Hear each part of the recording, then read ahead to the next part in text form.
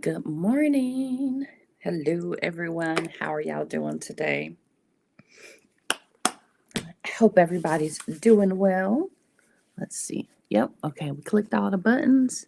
The things are thinging.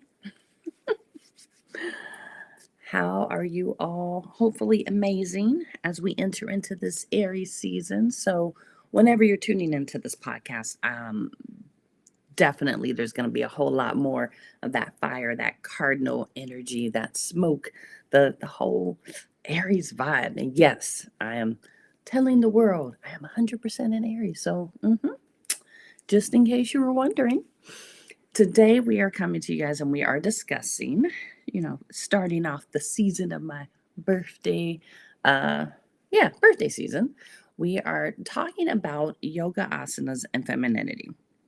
So, as you know, I've been reincorporating some things that if you deep dive and go way back in the day, I would say probably about 2015, 2016, somewhere around there, you would start to notice that I started introducing things such as yoga, introducing things such as, I think I did meatless March and like explored um, different eating styles. So, going vegetarian, going just meatless in general, trying different things. And as I've evolved and learned more things for myself and made it personal, and then decided to come back and share it more publicly, definitely moved into a space of reintroducing yoga. And now that the world's kind of more open ish, being outside and hosting live events, because there is this aspect that I didn't realize how much I truly enjoyed being one on one or in person with people.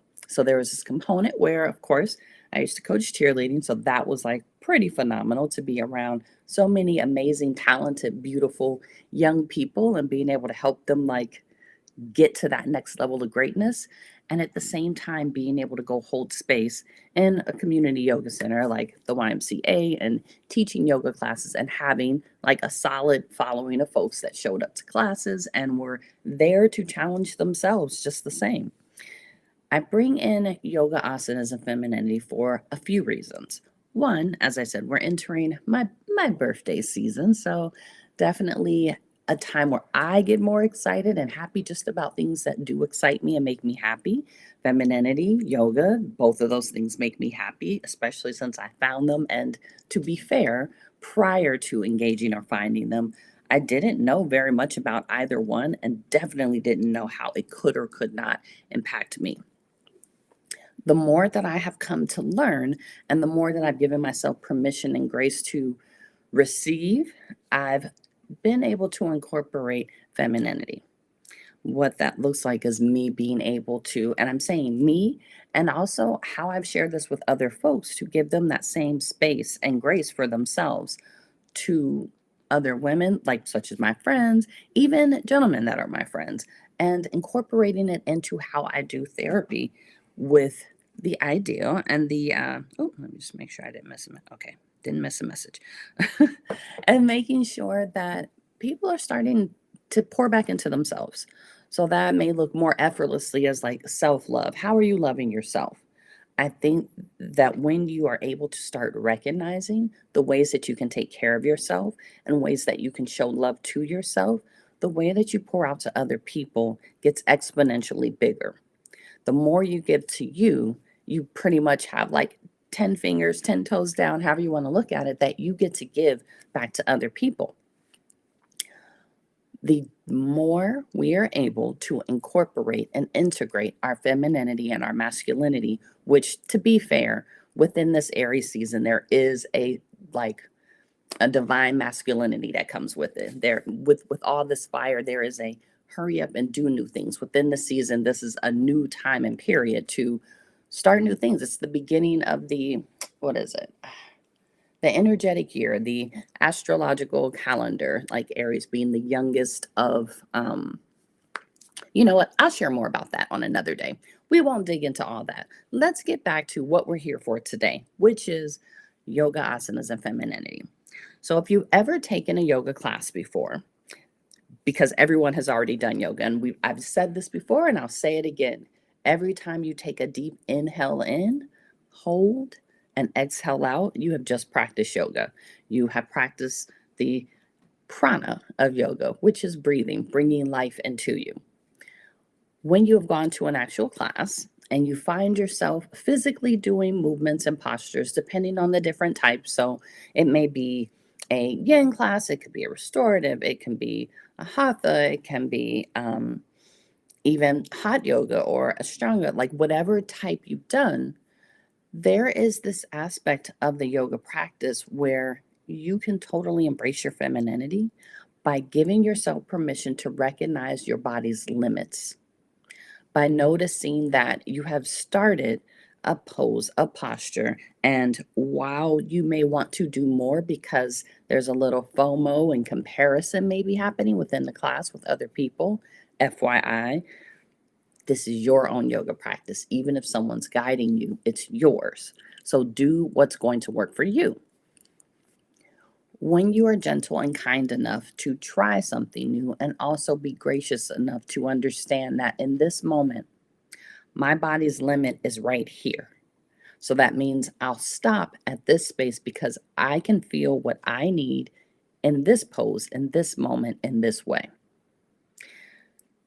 Giving to yourself and allowing yourself to try new things is one way that you can do yoga on the mat. So incorporating that femininity and doing yoga off the mat looks like you being able to recognize that while you have lots of great ideas, so we're tapping into my beautiful people that find themselves with the little ADHD brain or just wanting to do lots of things in a short period of time.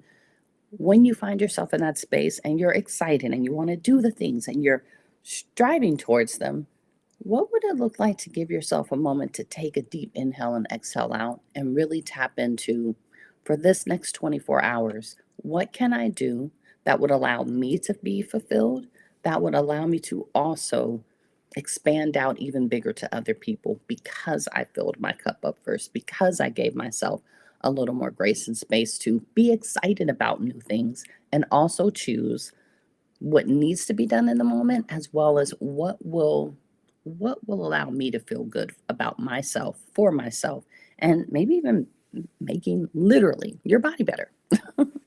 So, excuse me. When we're looking at yoga asanas, and if you've been following, and depending on when you see this, then you would know that at the end of this week, I am absolutely hosting an in person event for a hips and heart opener workshop. And part of my even movement towards doing this series of workshops was about opening up two of the biggest areas that are on our bodies, which are heart areas in the chest and our hips, literally the base of where we're supported. Now, there's a little tricky part of like, there could be an extra H for headstands or handstands if that's something that you practice. But being able to offer that and exploring those areas when we take into the ideal, the concepts of femininity and yoga, and just noticing if we're opening our hearts and giving ourselves permission to love on ourselves, then we're going to need a space and stability to hold that. And that's kind of where our hips come into it. And even while I'm sharing this much information, there's so much more to share within that particular workshop. So if you haven't signed up, you totally should. And if you want to have a pre-birthday celebration with me, there's definitely going to be something that I'm not going to tell you about, and you're only going to know because you show up. Um, but being able to offer that and being comfortable with the ideal of everyone isn't interested in every single thing, and that's okay, really give space to being able to enjoy what you're doing, how you're doing it, and why you're doing it. So, the yoga on the mat, the yoga off the mat, embracing femininity looks like getting that support, getting that feedback, allowing people to let you know, hey, we totally want to show up and come and support you. So, how can we do so? Or, hey, I can't make it, I can't show up, but what are some other things or ways that I can let you know the level of care or support that I have for you? I say this in this manner because I know around people's birthdays, this can be a very sensitive time around holidays, around the beginning of the like calendar new year, some for some folks even the fiscal new year, and looking at different business connections and things. And Asking for support and help, which is a huge part of femininity, and being able to not only ask but receive it, puts you in a position where you really you need to be clear on what it is you're doing and why you're doing it.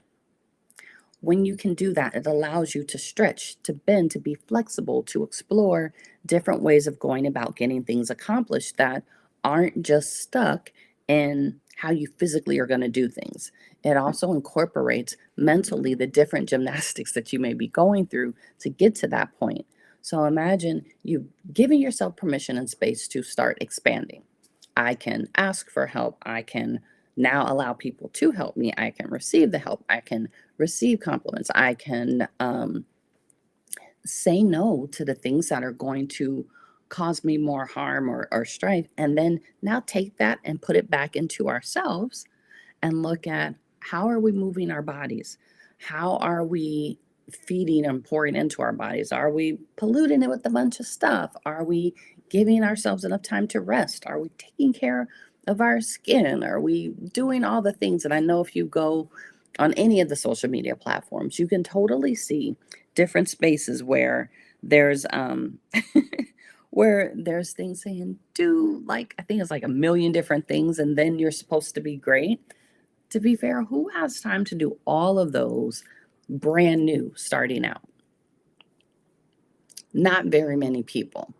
And the need to embrace this aspect of femininity of slowly starting to integrate new things in and giving yourself the opportunity for your body to get used to it.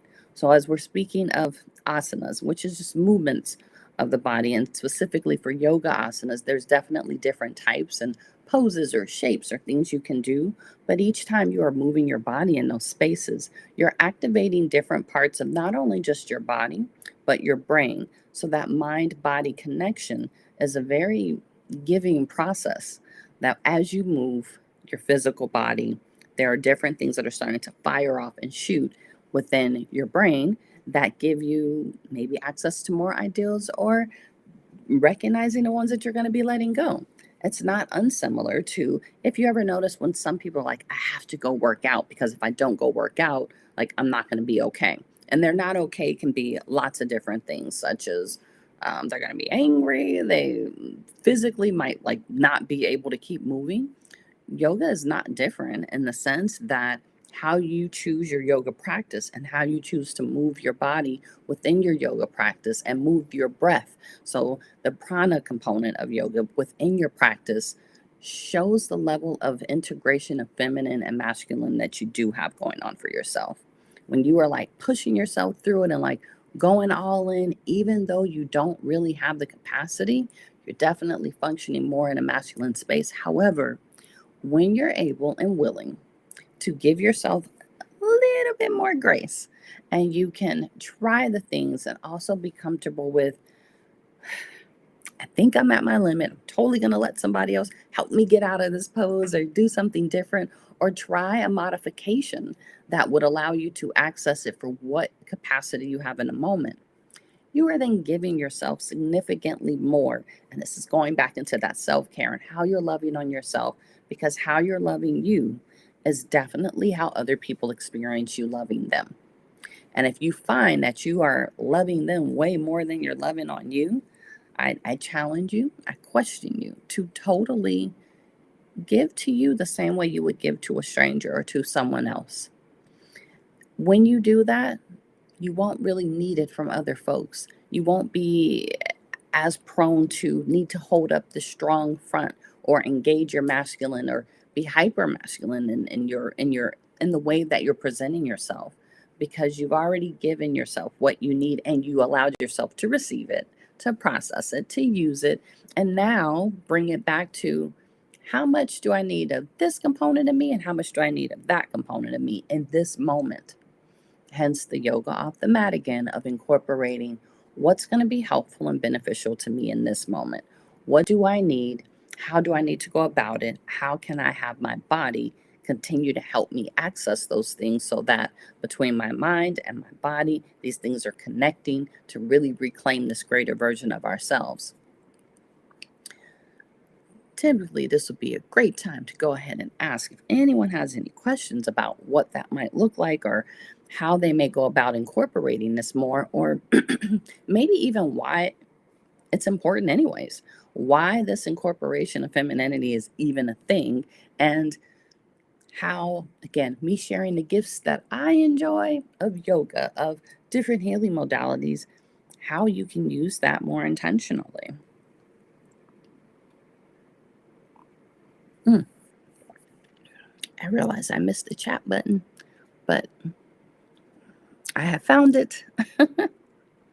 And good morning again to everyone. Well, I won't hold you beautiful souls too much, but I will absolutely shamelessly plug my in person workshop. And here's the kicker: some folks are like, well, if you're going to do these more often, I can just totally catch the next one.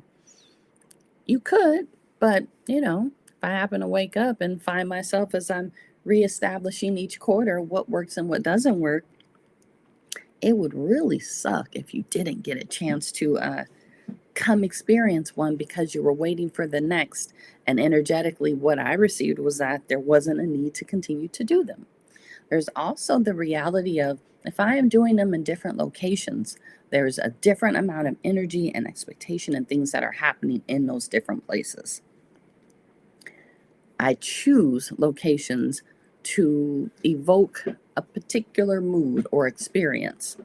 And to be fair, the people that are the owners of these locations definitely, they may or may not know that that's why I'm choosing their locations, but there's a lot that goes into it to cultivate the environment, to have access to what you all need, to open your heart and your hips, and being able to do so in a way that you leave feeling poured into and that you were able to receive all that was given to you. I encourage you to totally come, show up, and show out, get in on these pre birthday celebrations, and allow yourself the space and opportunity to live a little, have fun, like enjoy receiving, enjoy giving, enjoy being in a position where it's not that deep, it's not so serious, but at the same time, you absolutely have the opportunity and the capacity to come show up for you, be in a very supportive, held container where you get to explore how you can move your body, what works for you, what doesn't work, how that feels good, doesn't feel good, and then even what you want to do next with the information that you receive from the workshop, and have the space and opportunity to also secure some of the fine tea that is being cultivated specifically for these events. So, one of the folks that I work with, Latoya, but I'm not gonna say her last name, mess it up. But you've seen her on my post. I've definitely shared it within her businesses because she too is also a yoga instructor, but she's also a master herbalist and gardener. She's cultivating blends based on what I'm sharing and what I'd like to experience. So again, when I say these are like, yes, it says the same title, but each experience is different. There are different components and things that are being added in and taken out. And literally, you showing up in your energy makes a huge difference in what the experience is like, as well as the different tea blends that are going towards that particular month, season, the whatever it is I'm bringing, it's all very much so intentional and specific. So when you come and show up, you get a chance to have a very much so personalized, cultivated experience that allows you, again, to be poured into, for you to receive, and to move your body in a way that allows more opening and space within your heart, within your hips, and that intentional integration of your mind and body as you take in that feminine and masculine component of energy. So, again, I strongly encourage you to come show up and show out, come hang out with me. What I can promise you is I'm going to have a great time no matter what. So, if that's the energy I'm bringing, I'd love for you to come sample it and bring your own. Have fun no matter what. Be poured into, get a little movement in, get some samplings in, and maybe even walk away with buying your own tea because there will be some available for sale. So, vendor opportunities and for you all to receive some. I'll probably be bringing some merchandise too, because the way this weather's been flip flopping, my lovely hoodies and sweatshirts and even the crop tops, like who knows, you might need both literally in the same day. So I look forward to seeing you guys. I hope you have an amazing rest of your day. And thank y'all for listening. I appreciate your time and attention. Feel free to comment, leave a like, share with a friend, let us know what's working, what you have more of an interest in, and we would totally be more than happy to receive your feedback. So, y'all have an amazing day, and I will see y'all in the next one as I explore how to end the session.